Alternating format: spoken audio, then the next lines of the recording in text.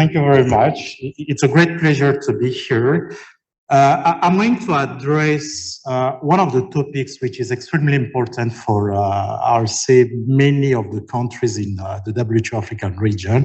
Just to give you a perspective, we are dealing with a region that has 47 countries. And then for the first time, you have all the 47 countries experiencing COVID-19 outbreak. Usually, we used to have Ebola outbreak in 3-4 countries. But for the first time, you had like 47 countries at the same time experiencing COVID-19 pandemic. The second aspect that came out of that, you end up in a situation where the regional office had to provide support to all the 47 countries at the same time. And if you're talking about 47 countries, they have different data platform, infrastructure, and yet the world wanted to know at any given point in time, what is the situation of the pandemic, not just in terms of epidemiology, but also in terms of hospitalization, the link with like other diseases like non-communicable diseases. So we end up in a situation where we really needed to put in place a system that can help us track the evolution of COVID-19 in the region. So what I'm going to do is just to highlight briefly an overview of outbreaks in the WHO African region, and then really focus on what outbreak analytics intend.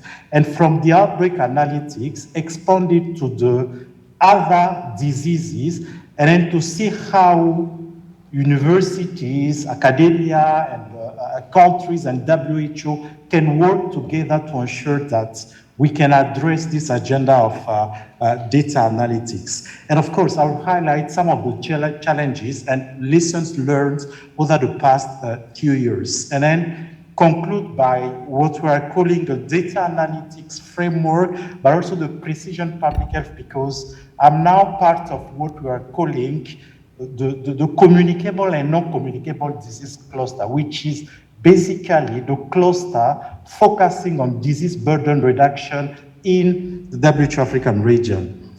So if you know of Africa in general, it's really plagued by numerous infectious diseases. On average, every year, we are having like 100 acute public health events reported. So you can imagine the amount of work that is needed to support countries. As we are having this meeting, DRC again is experiencing an Ebola outbreak, in addition to COVID-19, measles, and other pressing public health needs. So what we've been doing as part of before the COVID-19 was really to support countries to implement what we call IHR, the International Health Regulations, which is really a framework that helps countries build their capacity for preparedness for and response to acute public health events. So prior to the pandemic, we've been working with countries to ensure that they can have the minimum IHR core capacities required. Then, what we've seen before the pandemic, over the past, I would say, from 2016 to 2019, a really improved time to detection and time to control outbreaks in the region, going from 70 days to close to 4 days, which is good news because if a country is able to report quickly on a given outbreak, then you can implement public health measures quickly. If they report lately, then you'll be struggling because the response will take time, and then the control will just could be a nightmare. When it comes to time to control outbreak, we have also seen a significant reduction in the time it takes to control any given outbreak. So from 418 days in 2016 to almost 45 days in 2019. You can find, I think, more information on these statistics in one of the papers which was published on the emerging infectious diseases. For us to be able to manage, I would say, the COVID-19 in 47 countries, starting with the human resource requirement, we had like an epidemic intelligence team that will be tracking media to check whether or not there are rumors of acute public health events so as to trigger decision. You also need people with epidemiologists who can really manage the data, but also conduct field investigation, because sometimes when we talk about data analytics, we think of the analysis that are done maybe at the regional level, but really down in the field. You need people who can go there, closely work with the community to conduct investigations, and then collect the minimum data required to trigger response actions on the ground. The other aspect, which I think is missing, was really as epidemiologists, we did not think of the area of software development, people who can really look at different data sets and bring it together, and then from that data set derive some insights. So we had at least one software developer supporting that area.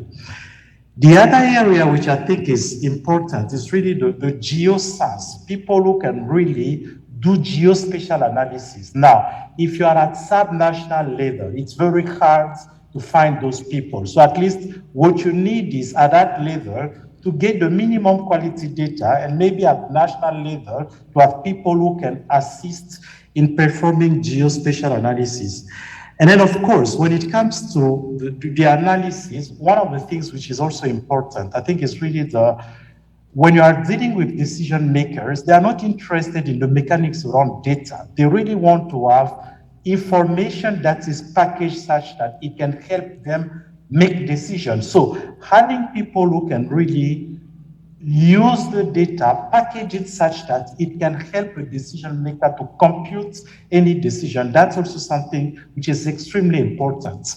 And then lastly, a bit of graphic design. Olivia was mentioning some of the reports, one of them being the one made by Mauritius. You also need, just for the sake of better communicating your information, people who can assist in formatting some of these documents. Then this is the team, in fact.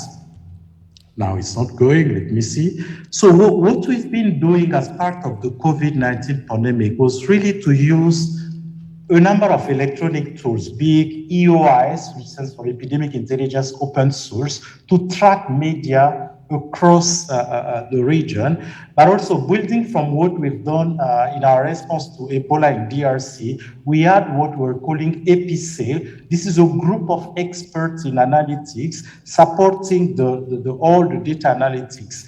And then, of course, capacity building. When I talk about capacity building, really, it's also what you can do in the field, the day-to-day field training on data, in addition to what we can do like formal kind of training. As far as geoscience is concerned, I think we've been a lot using static maps, but more and more by bringing on board some colleagues working on GIS, we've been able to set up like online dashboards using ArcGIS Online, which really help us also know where the event was happening. In terms of information product, for any given outbreak, we use, even the COVID-19 pandemic, we used to publish on a regular basis external situation reports on COVID-19 in the region. And of course, we have one of our products, weekly bulletin, which were also published. Like Olivia was saying, because of the number of countries affected, we had to reach out to the University of Geneva, but also the University of Stellenbosch in South Africa, SASEMA, to really support with advanced epidemiological analysis and modeling. So that partnership, I think, has been extremely useful because it helps us not only just get the analysis done in kind of real time, but also closely work with countries to support decision-making based on the analysis which was done here. You may remember at some point in time during, I think, early 2020, because of the data chaos, it was very difficult for decision makers to make decisions with limited data. So we had to rely on like modeling to assist in decision making. What we've done in terms of organizing the data management for COVID-19, we're receiving data from different sources, be it Twitter, line seat reps, which sometimes were in PDF, and then sometimes they will share with you the data in Words. So we needed people who can really extract that data, structured data into a format that is compatible.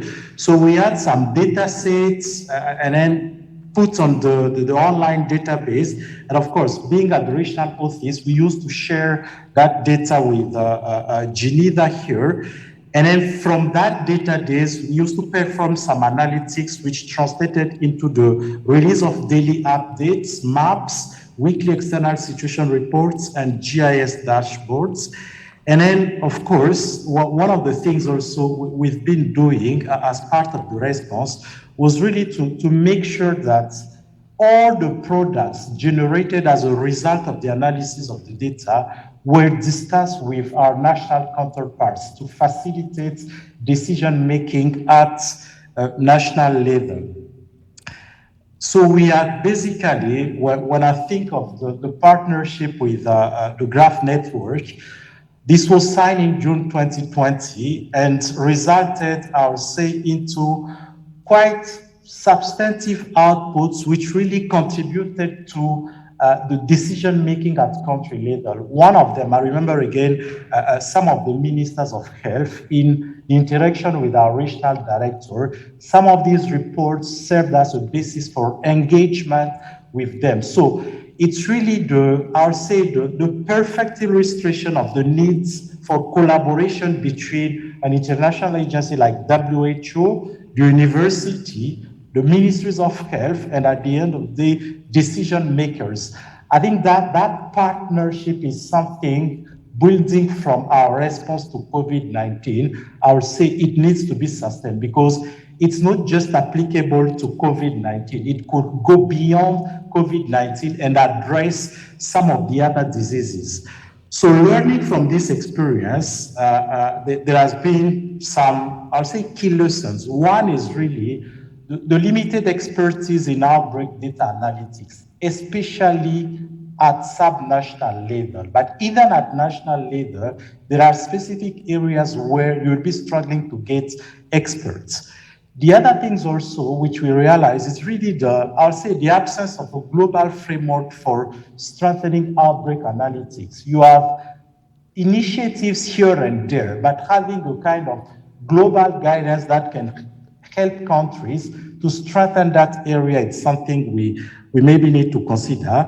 And then, of course, what I was saying, the need to broaden partnership on outbreak analytics, especially in the region, is extremely critical. And then lastly, one of the things we've also learned, interacting with decision makers, it's really how do you turn data into information that can help a decision maker to compute a decision, because usually when they are computing the decision, if you think of a politician, it's not just the AP or health data, but you will be looking at other data which can help them make a decision. So you also need to have people within the team who can translate the data, understand the need for decision makers to help them compute optimal decision.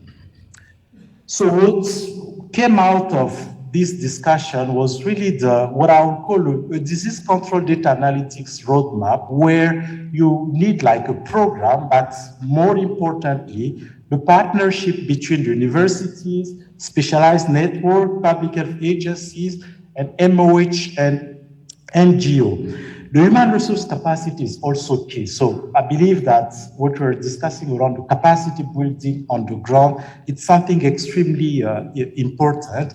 And of course, the leadership, because we also need to socialize somehow those who are making decisions on the importance of computing decision based on existing data and evidence.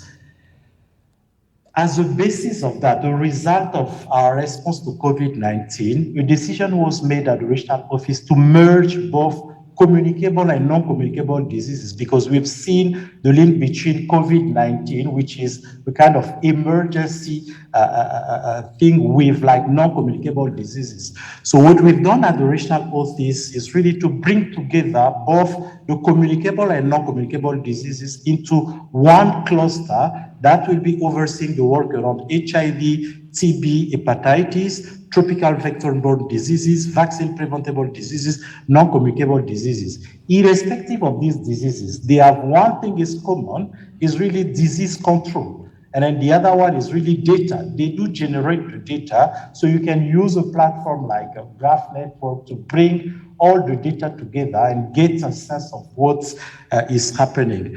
So our focus will really be on, like you see, the disease control, elimination, and eradication. We'll be focusing on data and precision public health. And then a lot of our work as WHO will be really to be providing technical support to countries, not only just by using consultants, but also strengthening the capacity of institutions so that they can be the one at country level providing support. So the link with academia here also, National Public Health Research Institution is key.